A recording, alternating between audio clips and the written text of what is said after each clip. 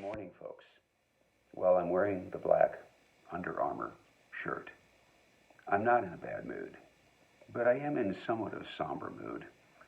Now, some of you know from my videos and my builds that I've got something of a fascination or fixation on Manfred von Richthofen, more famously known as the Red Baron, the leading German ace of the Great War.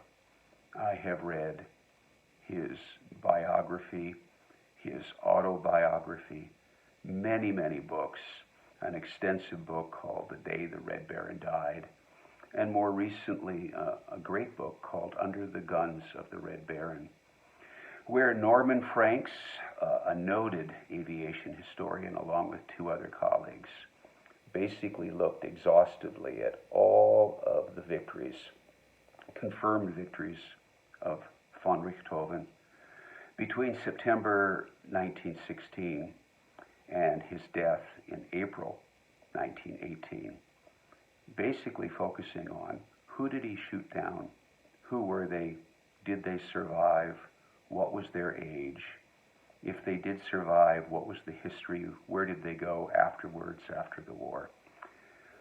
There are also, in every case, brief excerpts of von Richthofen's combat reports. And what emerges from the excerpts of the combat reports is, not surprisingly, a very single-minded and purposeful warrior, aviator. He doesn't embellish those reports. What also emerges, and is confirmed by the longer narrative in each of the chapters, and this is something I knew anyway from other histories, was von Richthofen was a very deadly shot. His greatest skill as an aviator and combat pilot was his marksmanship. He shot to kill, and he usually did kill. The overwhelming majority of the pilots and observers who went down under his guns died, and many of them died from bullets before they ever hit the ground. So it is somber reading. Now, I know there were letters that, to his home, to his mother and his father, especially after he sustained the grievous wound in the summer of 1917, and he had come back. He was now in his 25th year, and I think there was clearly expressed in those a lot of disillusionment about the war. He knew it wasn't glamorous. He knew it wasn't about chivalry and jousting. He continued on as a loyal officer. He continued on as a deadly killer. I say killer in the fact that his mission was to go out and destroy enemy aircraft, and Richthofen knew that the best way to do that was to destroy the combatants or his opponents in those aircraft. And of course, in the case, as with most air combat, the majority of those victims, Richthofen succeeded in getting behind them and shooting them down from behind. That's the standard, the best way to do it, and this probably usually the safest, at least for the victor.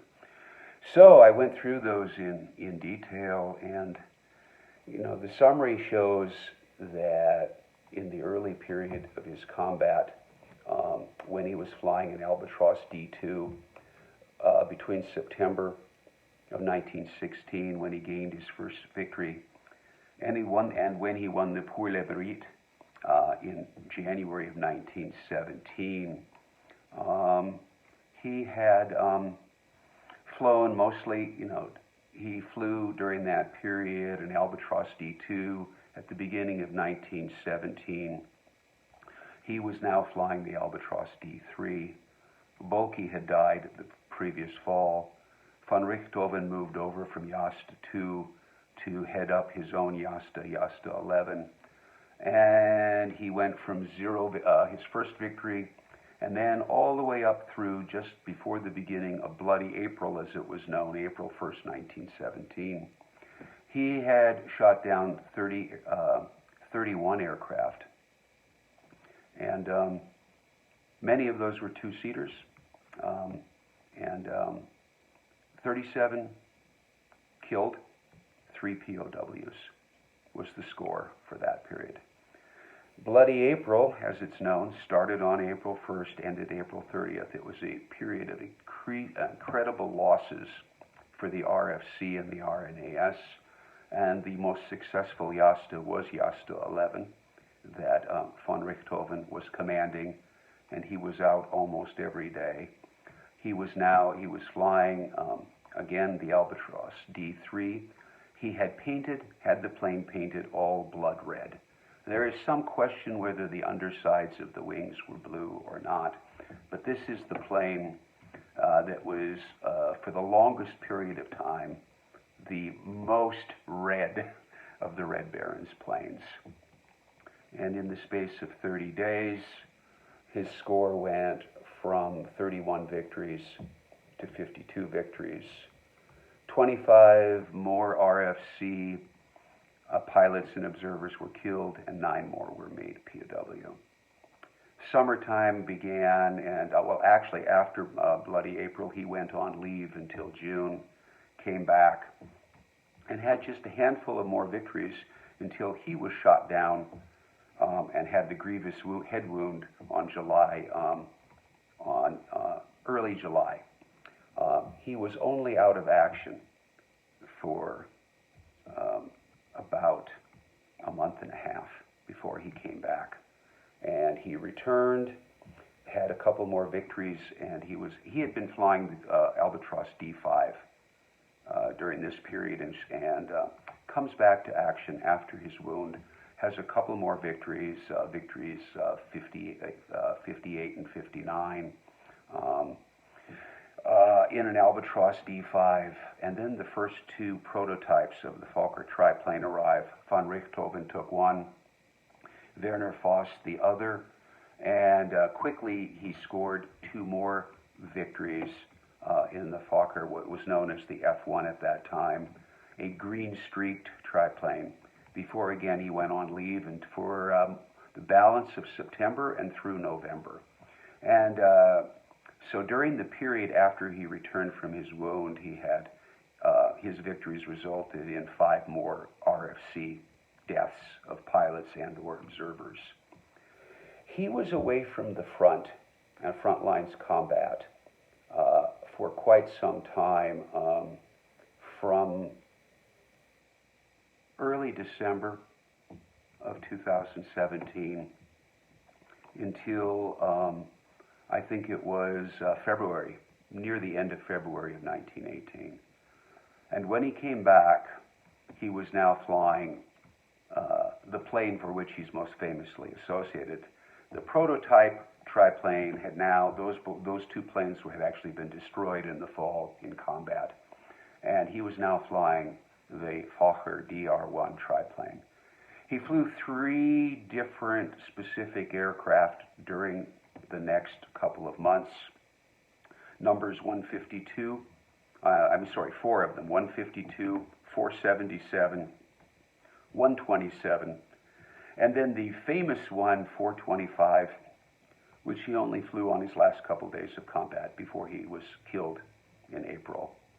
And some of his combat mojo had returned during those last 30, 40 days. His victory score, he had left the front with 63 victories, and he achieved 18 more victories before his death, ending with 80 combat victories, confirmed kills. Interestingly enough, per the book by Franks and others, the toll in terms of death toll in all combats, he was responsible for the deaths of 80 Allied airmen, further 18 prisoners of war. Most of the prisoners of war, as well as the handful of people who crashed and survived in Allied lines, were wounded.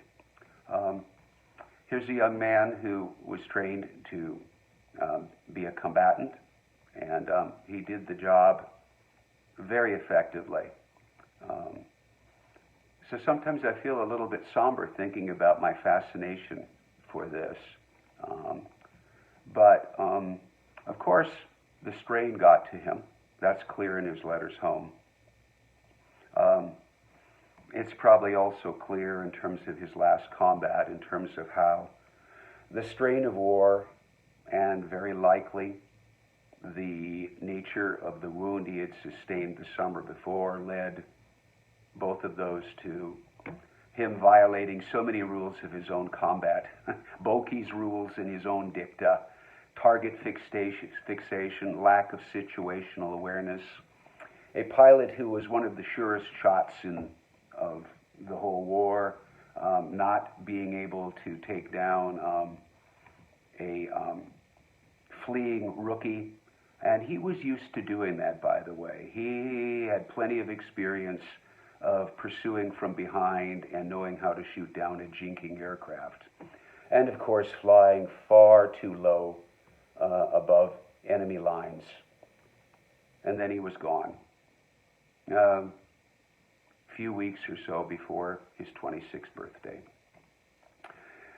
So, there's much more. Hundreds, thousands of pages have been written about the Red Baron. But I thought, it was time for me to take a look and see how this young man, what he actually did in terms of the human tragedy in combat. It's a whole different world. A fighter pilot. I wouldn't say it's exactly like, say, a sniper, a trained sniper.